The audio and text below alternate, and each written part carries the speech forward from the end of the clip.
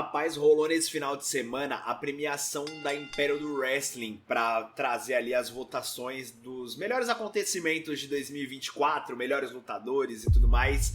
E teve uma galera que ficou puta, meu mano Zezo ficou pistola, velho. Vou deixar o vídeo dele na descrição pra vocês aí, fixado também no primeiro comentário. Ele ficou muito puto com alguns resultados, mano. E eu decidi trazer aqui pra vocês mais ou menos o que eu achei das votações, tá? Eu também fui um dos... como é que eles colocaram lá? Especialistas, né?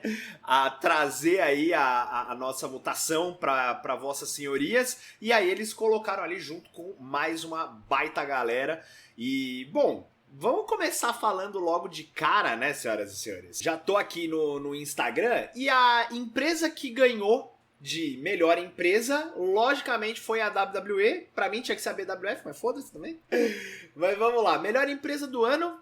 Eu acho que aqui não tem muitos problemas, né? A AEW em segundo, Stardom em terceiro, New Japan Pro Wrestling em quarto e TNA em quinto. Eu realmente não acompanho a Stardom, não tenho acompanhado muito a New Japan Pro Wrestling também, depois que a grande maioria dos lutadores americanos saíram, né? Muitos outros lutadores saíram de lá também, então acabo não acompanhando. A TNA seria a segunda que eu mais acompanho ali.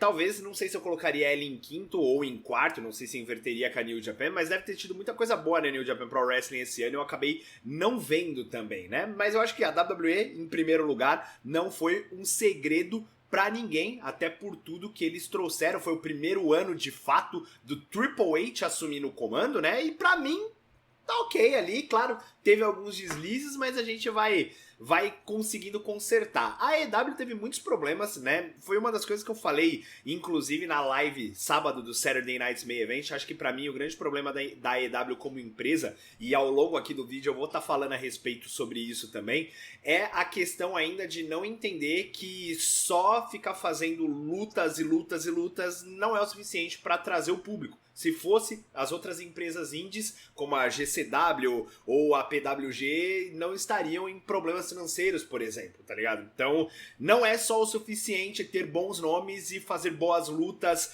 técnicas ali em cima do ringue. Precisa de algo mais do que isso, e o problema das arenas vazias, o Tony Khan querendo comandar tudo, eu acho que isso acaba dando problema em certos pontos para a AEW, né? Aí, seguindo aqui, nós tivemos, acho que melhor tag team do ano, Bianca Belair e Jade Cargill.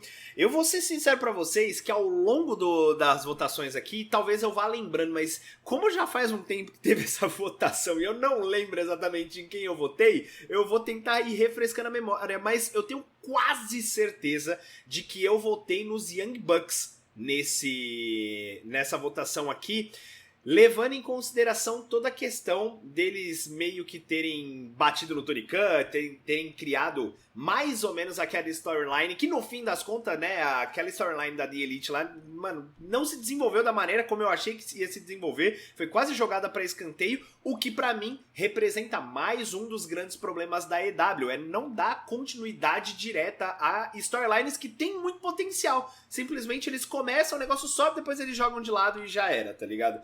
Mas aí, Bianca Belair e Jade Cargill ganharam o título de duplas 2 vezes, e desde a WrestleMania ali, que foi quando elas se uniram a primeira vez, eu acho que a Naomi tava junto também, né, na luta que elas fizeram na WrestleMania 40, eu acho que elas ficaram bem consistentes. Agora a Jade Cargill acabou lesionando ali, não sei o que vai acontecer, tava todo mundo esperando logo um heel turn ali da Jade Cargill para que tivesse então o combate entre elas na WrestleMania, mas talvez não vá rolar para esse próximo ano, né? Eu não sei a gravidade da lesão da Jade Cargill, se eu não me engano foi uma lesão séria, o lance de terem jogado ela no carro lá e tal, foi só realmente para tirar ela da televisão, porque ela estava realmente com uma lesão, então eu sinceramente não sei até que ponto que essa lesão é verídica e qual que é a gravidade dela, não fui a fundo para ver isso aí, mas... né, vamos esperar pra ver, mas em matéria de tag, realmente, aí em segundo lugar ficou o Axiom e o Nathan Fraser no NXT,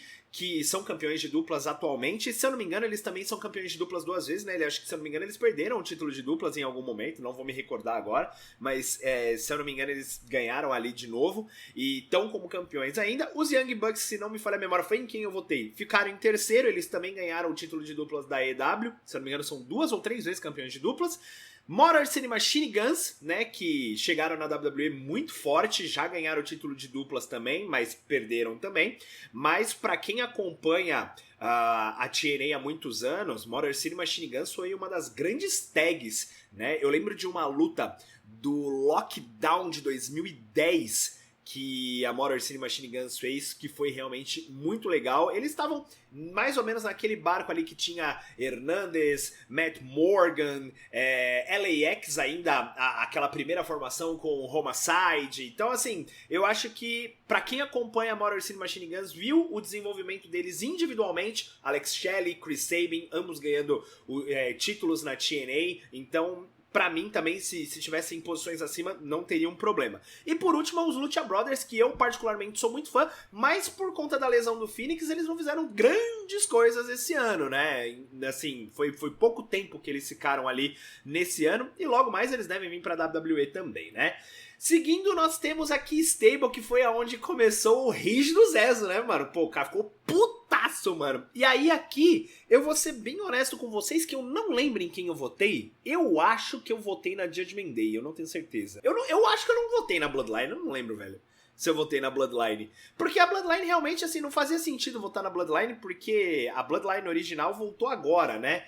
Eu acho que eu votei na Judgment Day, eu não tenho certeza. Sendo bem honesto pra vocês. Ou votei na Elite, será? Não lembro agora. Mano, eu realmente não lembro em quem eu votei, tá? Mas a Bloodline realmente ganhar, levando em consideração talvez a história, talvez em 2024 realmente não faria muito sentido, até porque quando inicia o ano a gente já tem Roman, Jimmy e Solo Sikoa, né? O Jay já saiu fora, o Sami Zayn saiu no outro ano também, né? Na verdade, tanto o Sami quanto o Jay terminaram 2023 já fora da Bloodline, né? Então não fazia muito sentido em 2024 eles estarem aqui, mas voltaram agora no final do ano. Mas eu achei pouco tempo, né? Foi realmente muito pouco tempo, menos de um mês aí, só voltaram pra esse combate e já era. Então, sinceramente, não faz realmente muito sentido, embora ainda por todo o contexto e pelo fato de que a Bloodline vem arrastando essa história há muito tempo, né? Eu acho que, assim, se tivesse que olhar em forma de Bloodline, talvez a nova Bloodline, que também nasceu de abril pra cá,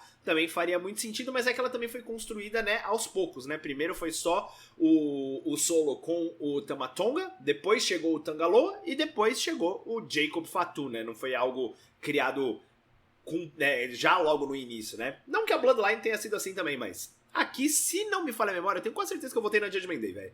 Porque ela se manteve, então, desde a situação. E se a gente for parar pra olhar, até agosto, que foi quando a Judgment Day acaba se quebrando de fato, né, no SummerSlam, eles estavam bem dominantes, né? Então, ali até a WrestleMania, a Rhea Ripley como campeã e tem o Damian Priest fazendo, era o Mr. Money in the Bank, fazendo o cash, né? Depois você tem o Finn Balor e o JD ganhando o título de duplas e o Damian Priest ficando como campeão durante um bom tempo, né? Então, assim, pra mim a Judgment Day, e querendo ou não, a Judgment Day não acabou ainda, por mais que não tenha mais a relevância que tinha, né? Não acabou ainda. Então, se não me falha a memória, eu votei na Judgment Day, mas ficou aqui em terceiro. Depois veio a Elite, a EW e o White Six em quinto. Eu acho que entrou aqui só pra cumprir tabela mesmo, porque a White Six teve um hype muito grande no começo, que foi quando estreou, mas depois,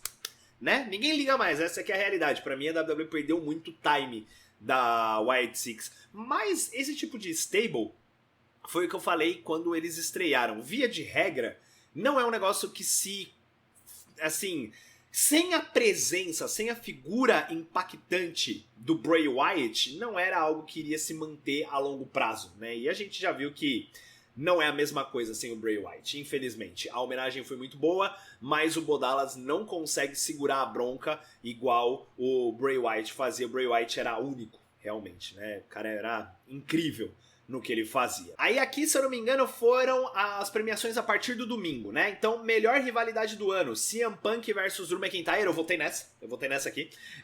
Pra mim, foi uma rivalidade que, pô, você começou ela no Royal Rumble, a partir de janeiro.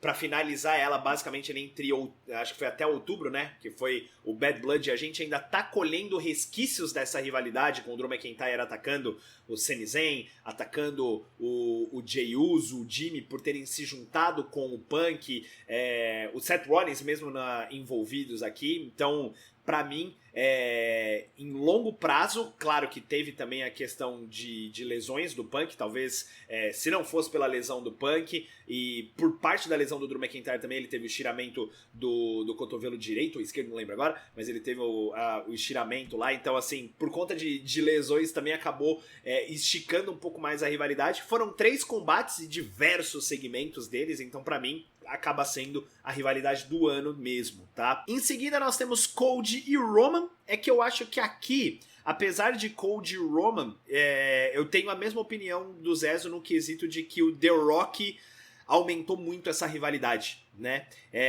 E a realidade é que muita gente não queria ver Cody e Roman novamente. Então o The Rock ali deu aquele tempero a mais. Bloodline versus New Bloodline, eu acho que ainda é cedo. Ela começou a partir de agosto, teoricamente. Então, que foi com o retorno do Roman. Então, assim, pra mim não faz sentido ter essa rivalidade aqui, sendo bem honesto. Adam Page versus Swerve Strickland, eu acompanhei pouco, tá? Eu acompanhei muito pouco. E Toni Storm versus Maria May foi muito boa também. Acho que, assim, ela poderia estar aqui tranquilamente no lugar da Bloodline versus New Bloodline. Fácil, porque foi uma das melhores coisas que teve na AEW esse ano, tá?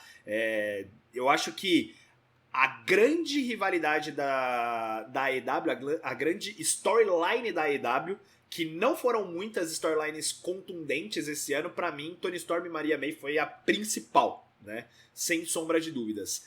E aí, nesse quesito aqui, eu realmente votei em CM Punk vs Drew McIntyre por tudo que representou. Aí vem luta do ano, que o meu querido Zé também ficou muito sentido com quem votou e não votou em Bryan Danielson e Will Ospreay, ou Bryan Danielson e Swerve Strickland, né? Ele votou, se eu não me engano, também na Takeshita versus Will Ospreay também, né? E aqui eu levo muito em consideração, e aí eu votei em CM Punk vs Drew McIntyre. Cody Rhodes e Roman Reigns, pra mim também, eu poderia ter votado facilmente nessa luta também. Mas qual que é o meu problema? Eu acho que isso aconteceu comigo, acho que depois que eu virei lutador. E aí começa a ter um sentimento de que, cara, não adianta, né? Eu vou tentar usar alguns termos aqui pra tentar explicar o meu ponto de vista, mas não adianta você só fazer spot fest, né, que é o que a gente chama de, cara, golpe de um lado, golpe do outro, ou assim, não ter uma construção muito grande. As lutas do Bryan, sim, ele é foda pra caramba, então ele entende muito bem ali da questão do storytelling. Agora, o Will Ospreay, eu olho pra ele hoje do mesmo jeito que eu olhava em 2015, quando eu assisti a primeira luta dele. Que é tipo assim, cara, ele é muito foda tecnicamente no que ele faz. Só que se você assistir 2 lutas do Will Ospreay seguida, você cansa. Praticamente é isso. Porque vai ser a mesma coisa. É ele distribuindo porrada pra caramba, ele tomando um monte de porrada e parece que ele não tomou a porrada, tá ligado? Então assim, isso é uma coisa que eu já fui o cara que gostei disso. Eu, de 2015 a 2018, mais ou menos ali, cara, como eu adorava isso. Tanto é que eu sou um dos maiores fãs de Lucha Underground que tem. Lucha Underground era só isso, cara. Tanto é que os caras usavam o barulho de estaca se batendo pra fingir que era os sons do super kick ou de tapa. Então, tipo assim, era um negócio que eu adorava ver. E eu acho que assim, dependendo da situação, eu até consigo assistir de novo, contanto que não seja 30 minutos de luta, entendeu? Só que depois que eu virei lutador, e aí eu falo isso até mais ou menos 2018, quando eu tava na BWF, quando eu comecei e até 2018, eu achava que eu tinha que fazer uma luta longa, com um monte de golpe, tomando um monte de golpe e tal, e eu comecei a entender que esse tipo de coisa nem sempre é o que segura o público. E aí eu comecei a olhar para algumas coisas que para mim era mais importante. Como, por exemplo, você ter uma boa história envolvida. Você construir algo maior que não seja só um monte de voo para fora ou um monte de golpe mirabolante.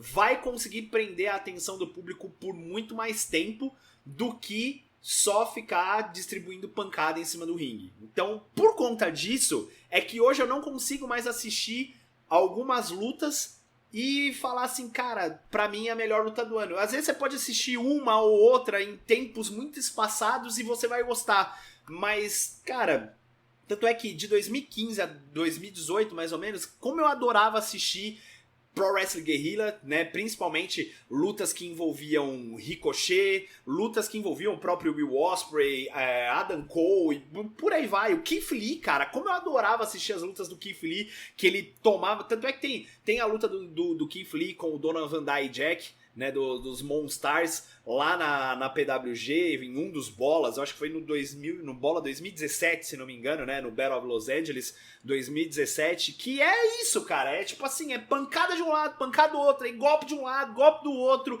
entendeu? Até aí o cara toma aquele puta do golpe e ele levanta como se nada tivesse acontecido, e cara, é mais ou menos isso, mas sem uma boa história por trás, eu acho que isso não me prende mais. Né? Então, como colocaram eu como especialista, vai todo mundo tomar no cu. Eu gostei dessa porra dessa luta, eu quero essa luta. E é isso, entendeu? E ganhou e foda-se também, entendeu? É isso, né? Não tem muito o que fazer.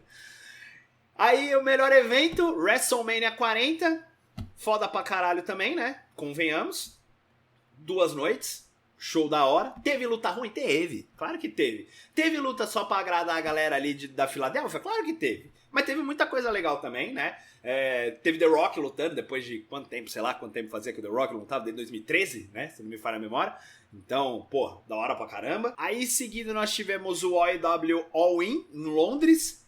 Depois teve o AEW Revolution, o CMLL, Homenage a Dos Leyendas, se eu não me engano, esse daqui foi o do Santos, não foi? Do Hijo del Santo? Não lembro agora. Não lembro. Eu lembro que eu tinha visto algumas coisas, mas não vi a fundo esse evento.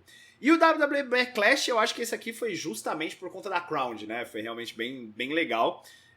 Eu acho que foi muito por conta da Crown aqui. Mas facilmente eu teria colocado o SummerSlam aqui, talvez. Eu acho que também seria... Acho que foi muito bacana ali, principalmente por 2 pontos, né? Eu acho que o retorno do Roman e a traição do Dominic, pra mim, foi maravilhoso aquele negócio.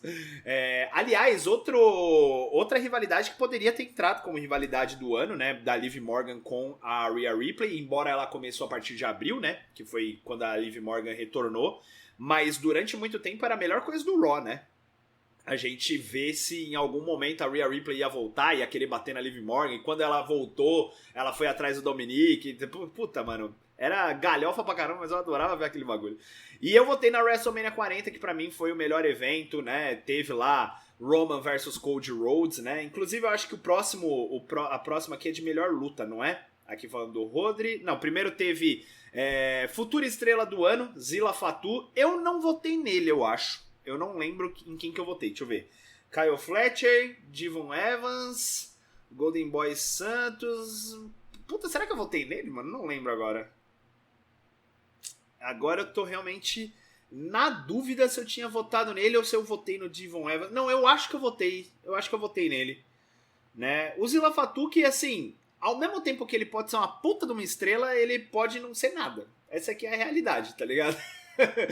Tá muito ali. Ele hoje, ele tá mandando muito bem. É um cara que ele tem uma expressão muito grande, muito forte, muito boa em cima do ringue. Mas, assim, por enquanto ele ainda não alcançou nada, né? Nenhuma grande empresa quis contratar o cara. Então, não sei se...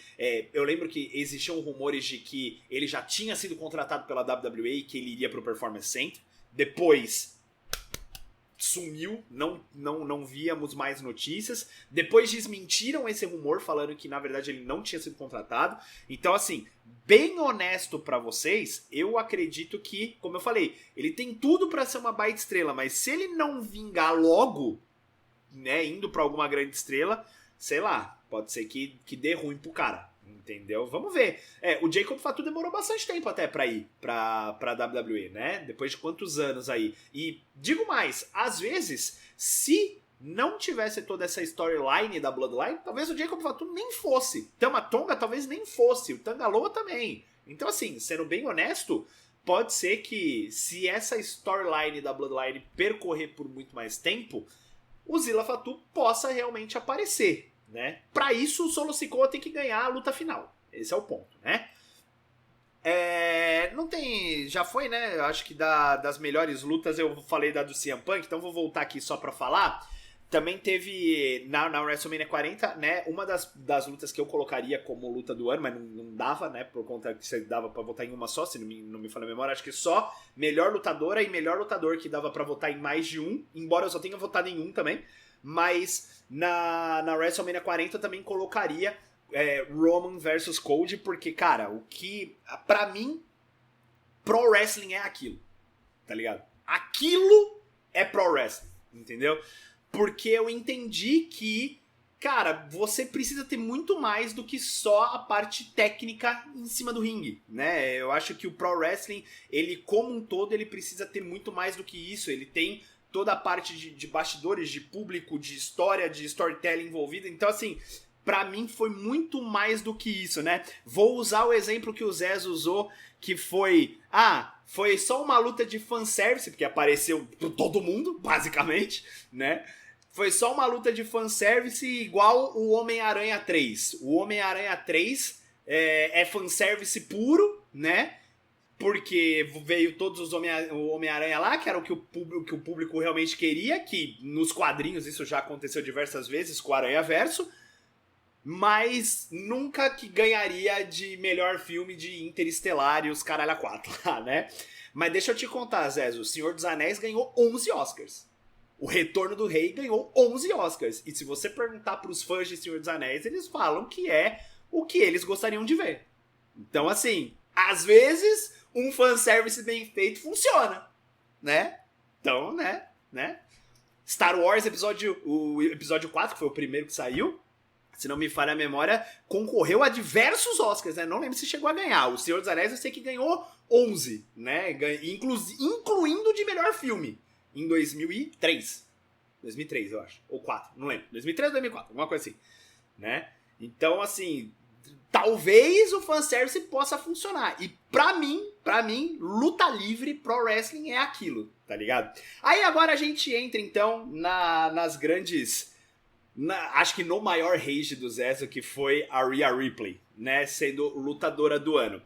Eu não vou dar o mesmo rage que ele... Embora eu também, assim, não concordo 100% com o que ele falou, mas também concordo que ela não deveria ter sido a lutadora do ano.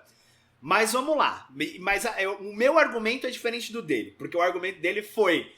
Ela não fez nada o ano inteiro. Não, calma lá, também não é assim. Ela abre o ano como a principal campeã naquele momento, com o maior reinado daquele momento, chega na WrestleMania derrotando a Becky Lynch contra a casa de apostas, inclusive, né? E termina ali a WrestleMania com o maior reinado ali do Women's World Championship, basicamente um ano como campeã, né? Porque ela recebe o título no meio do caminho ali, só que ela já era campeã quando ela derrotou a Charlotte na WrestleMania anterior, então só teve as trocas ali de cinturão, mas ela basicamente com um ano, então o ano de 2023 inteiro, e ela abre o ano de 2024 muito bem, e aí chega na WrestleMania, e daí ela tem que deixar o título vago por conta de uma lesão.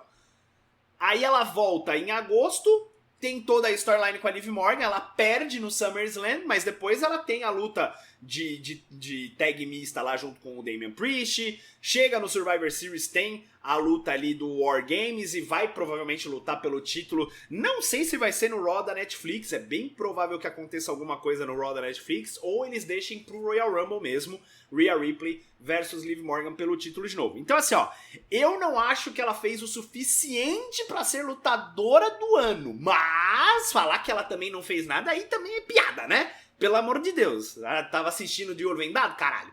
Mas eu concordo sim que ela não fez o suficiente, né? E olhando aqui na lista, em segundo teve a Liv Morgan. Pra mim é a mesma situação da Rhea Ripley. Exatamente igual. Porque os primeiros 4 meses a Liv Morgan simplesmente não existiu na história. Não teve. Por quê? Porque tava fora. Voltou depois da WrestleMania. E ganhou o título, não ganhou nem logo no começo. Porque quem ganhou foi a Becky Lynch, vocês lembram? Becky Lynch ganhou no Battle Royale lá, ganhou de cinturão e tal. E aí depois a Liv Morgan vai ganhar o título dela, se eu não me engano, foi foi o Night of Champions, não foi? Ou King of the Ring, King e Queen of the Ring, não lembro agora exatamente qual foi o evento lá na Arábia, lá que a Liv Morgan ganhou, se não me falha a memória. Mas a Liv Morgan, pra mim, entra no mesmo contexto. Embora ela ganhou, se eu não me engano, em junho, e tá como campeã desde então, mas teve alguns probleminhas aí no meio do caminho também, né? A Io Sky entra como campeã, ela entra como campeã na WWE no início de janeiro, mas perde na WrestleMania pra Bayley. A Bayley que inclusive não ficou nem no top 10, caraca. Onde que a Bayley ficou? Top 11.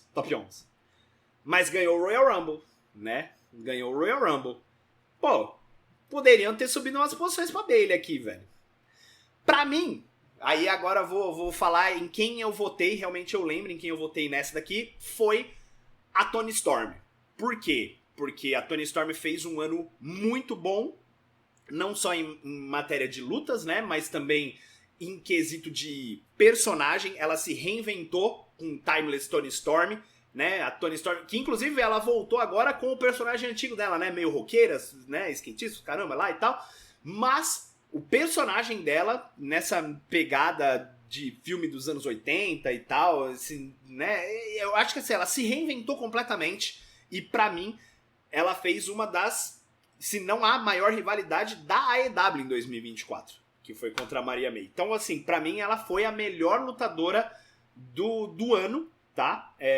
A Maria May até subiria talvez um pouco mais. Agora, a Giulia, aí é que é complicado, né? Porque assim, eu realmente não acompanho a Stardom. Na WWE ela ainda não fez nada muito grandioso, né? Foram algumas coisas só do NXT, acho que foi de setembro pra cá, se não me falha a memória. Então é pouco tempo dentro da WWE, então eu realmente não acompanhei muito. A Tiffany Stratton eu também não colocaria como lutadora principal, porque ela ganhou o Miss Money in the Bank. Como ela ainda não fez o casting e provavelmente vai fechar o ano sem fazer o casting, é bem provável que não conseguiria subir muito esse nível. Então, assim, mas talvez à frente da Giulia, que eu não sei o que a Giulia fez na Stardom. Eu lembro que ela foi campeã, mas eu não vi muito acima. Agora, outra lutadora que eu acho que poderia facilmente subir aqui, Jordynne Grace. Putz, mano, é que realmente, eu lembro que quando me passaram a votação, me avisaram que tanto pra lutadora quanto pra lutador do ano poderia votar em mais de um, poderia votar acho que até em 5. Mas eu fui meio besta e votei em um só dos dois também, né? Então eu acabei não votando em mais lutadores. Então eu posso falar que eu realmente, no mesmo lutador e lutadora, eu votei só em um só. Não votei em mais ninguém. Então, nesse caso aqui, a Jordynne Grace seria uma que eu votaria também, porque ela tá como campeã desde então, né? É uma lutadora aí que fez aparição no Royal Rumble, fez aparições no NXT, se eu não me engano, é a atual TNA World Champion, né? TNA World Champion, não, desculpa. TNA Women's Champion, né? E agora quem voltou foi a Tessa Blanchard, né? Que ela sim foi TNA World Champion, então vamos ver o que vai vir de estratégias aí da TNA com relação a ela, né? Porque ela teve muitos problemas relacionados ao speaking out e tudo mais.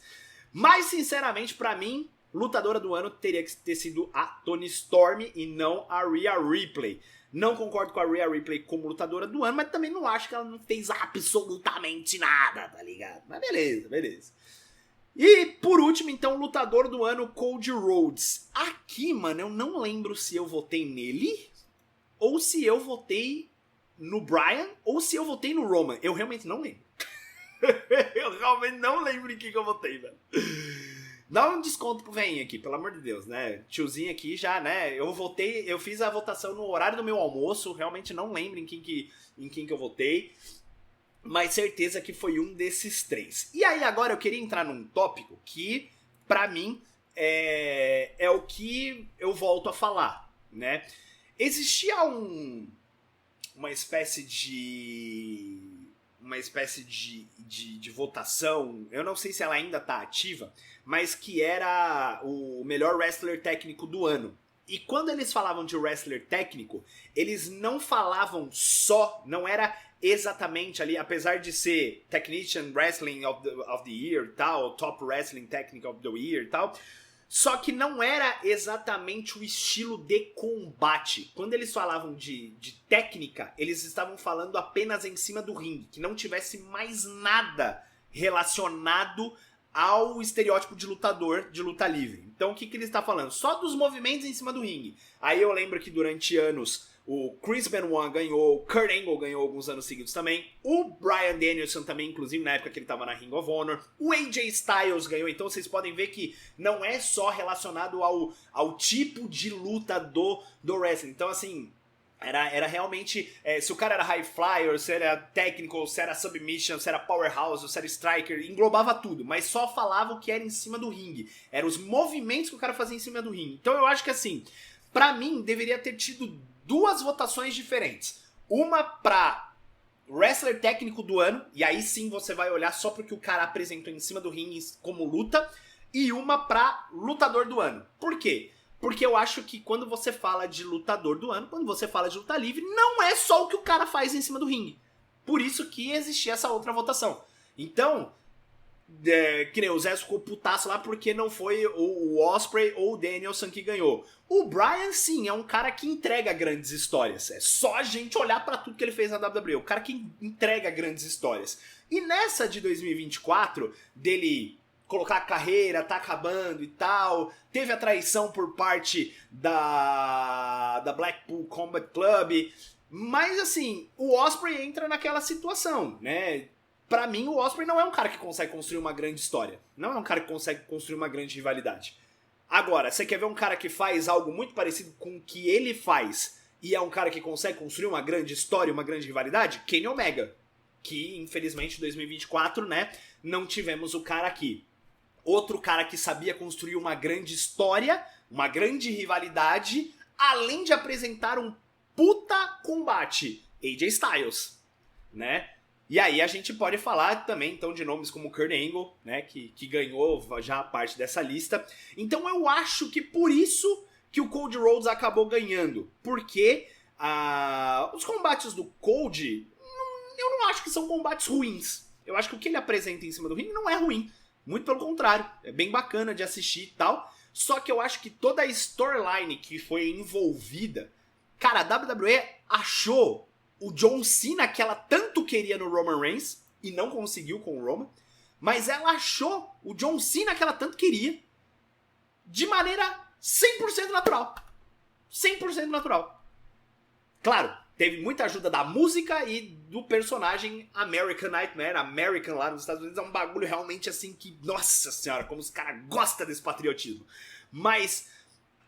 não tô falando que eles estão errados, tá? É que pra gente aqui é meio... É muito estranho ver isso. Mas a música do Cody Rhodes ajudou 100%, né? Puta que me pariu, tá ligado? Por causa dessa merda, dessa música, agora que todas as músicas são cantadas.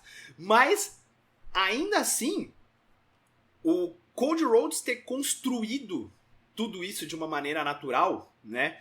Foi realmente algo que trouxe... Acho que essa situação dele ser lutador do ano. De novo, eu não lembro se eu votei nele, velho. Eu tenho quase certeza que... Sim, eu não lembro. Mas eu tenho quase certeza que sim, eu votei nele. Mas eu realmente não lembro se eu votei, se eu votei nele, ou se eu votei no Bryan, ou se eu votei no Roman. Mas eu acho que eu votei nele, tá? O Roman, eu acho que se eu votei no Roman, eu fui meio meme também, né? Porque o Roman também não fez muita coisa esse ano, assim. Quer dizer, até abril, beleza, ele era o principal campeão. Foda, né? Mas eu acho que quando o cara fica muito tempo parado, né? Então, a gente tá falando aí de quase 4 meses sem Roman Reigns, e querendo ou não, Roman Reigns era um campeão part-timer. Meio meme votar nele, né? Mas, ainda assim, eu não acho ruim o Cody Rhodes ter ganhado o lutador do ano. E, de novo, eu foco mais uma vez nessa situação. Pra mim, eu não consigo mais hoje, depois de muitos anos acompanhando luta livre, sendo colocado aí como especialista, não sou especialista de porra nenhuma, tá? Mas sendo colocado aí como especialista, eu não consigo mais olhar a luta livre só em cima do ringue, só os movimentos ali e tal, e foda-se o resto. Não dá, eu não consigo fazer isso, tá ligado? E às vezes eu sinto que tem lutadores que acabam fazendo só isso, entendeu? Eu lembro que em 2018 eu fiz uma luta com o Ace, que nós já vamos falar inclusive dele. Eu fiz uma luta com o Ace pelo Rei do Ringue, e foi em um dos in-houses, que pra mim, juro pra vocês, tinha sido a minha melhor luta. Porque todos os movimentos saíram, tudo que a gente marcou saiu, que não sei o que, ficou foda pra caramba e tal. Só que eu via que não existia tantas reações do público, não tinha tanto público pra assistir. E aí eu assisti aquilo, eu falei, cara, mas tem alguma coisa errada. E hoje, quando a gente vê os eventos que a BWF vem fazendo com as gravações da Band, eu tô muito mais preocupado em entregar uma boa história do que só uma boa performance em cima do ringue. Porque às vezes a boa performance, se eu não conseguir entregar uma boa história, entendam o que eu tô falando, não é que não tem que ter uma boa performance, tem que ter, mas não precisa ser uma boa performance em toda a luta. É muito mais interessante que uma boa história ser construída pra ter, sei lá, 4, 5 lutas, do que uma puta de uma luta e depois a outra luta, é uma puta de uma luta, mas não tem ligação nenhuma, né? Vou dar um exemplo do que eu e o Alan Salles fizemos esse ano, quando a gente foi colocado na rivalidade pelo título da internet.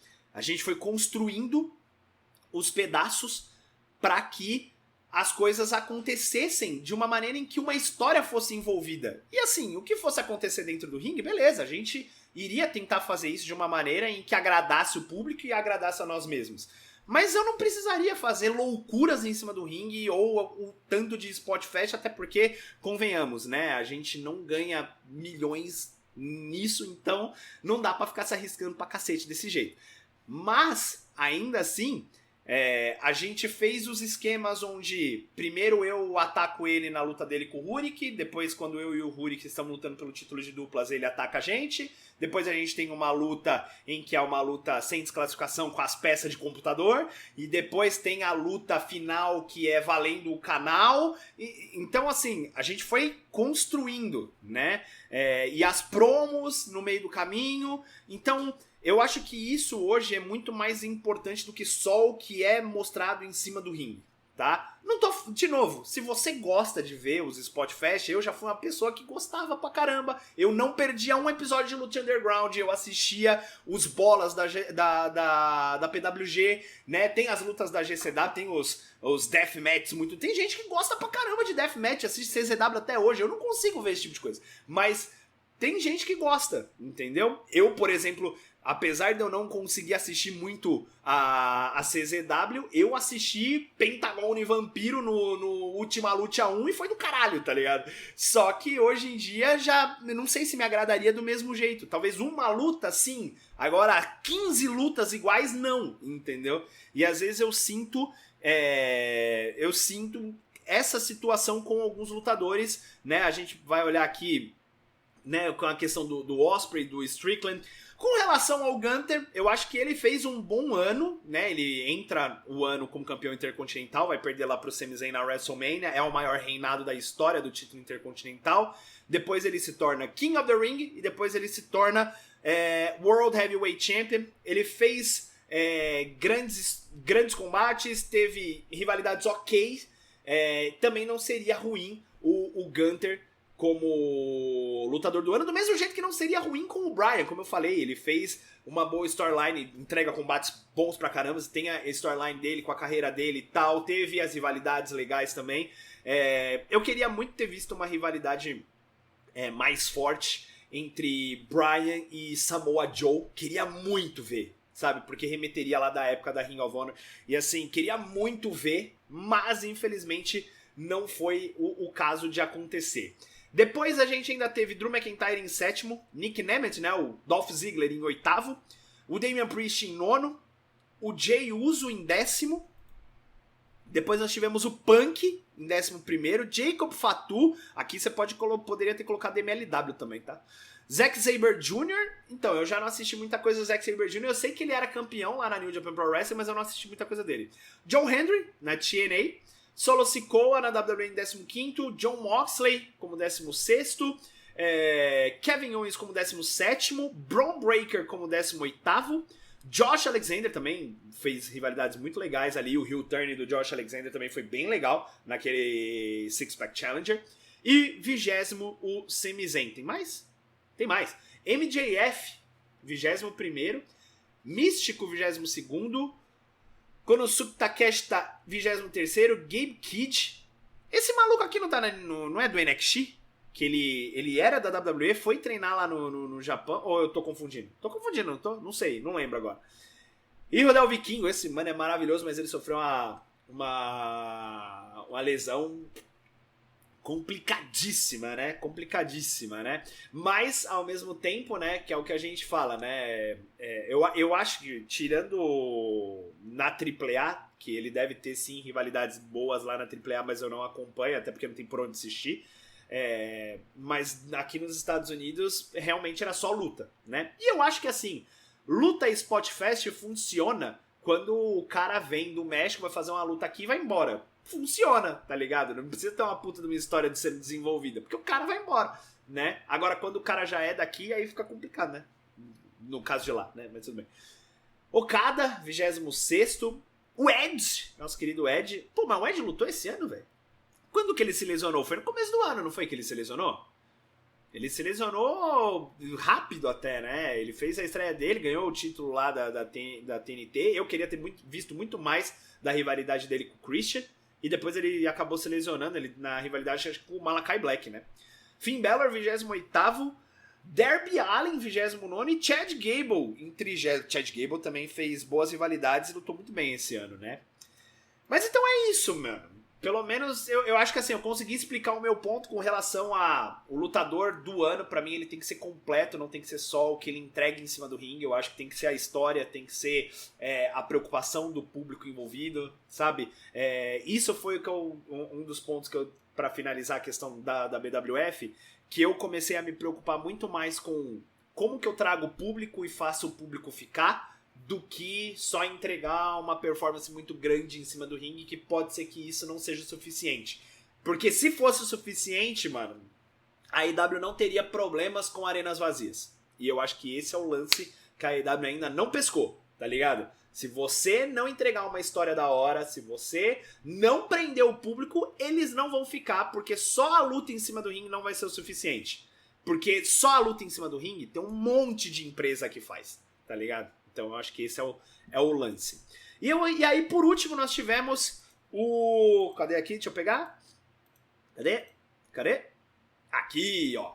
O troféu Ted Boy Marino, que é para lutador nacional do ano. Como eu não ganhei isso aqui? Piada, né? Não, zoeira, mentira. Porque aí eu vou dar um desconto pro meu Mano Ace. Meu Mano Ace cara, foi campeão brasileiro, campeão rei do ringue.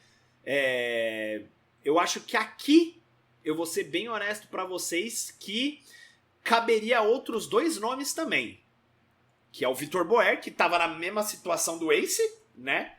Exatamente igual também, como né, venceu ali o King of the Ring, né, e tal, né? O King of the Ring é complicado, né? É o rei do ringue da WWF. E o brasileiro também foi revezando ali os títulos e hoje, tanto é que hoje o Boer é campeão brasileiro e o Ace é campeão rei do ringue, se não me falha a memória, né? Se eu não tô falando besteira, é isso, tá ligado?